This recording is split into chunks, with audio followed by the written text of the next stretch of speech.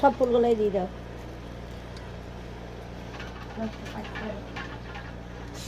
এবার জল দে, আগে জল দুধ দেবো না আগে ফল দেবো?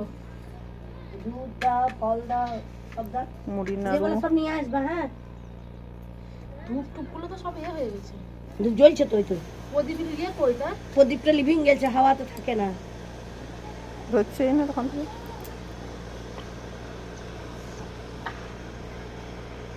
আচ্ছা, আমাদের ঋতু পূজা, আমাদের এখানে দেখুন ঋতু পূজা কেমন করে হয় দেখুন, এই ভেবে ঋতু পূজা হয়। আর ওইদিকে ঋতু পূজা আলাদা, আর বীরভূমের ডিস্ট্রিক্টের ঋতু পূজা আলাদা। এই দেখুন এই ভেবে, এই দেখি শরীরে দেখো উঠছে ঠিক ভিডিওটা।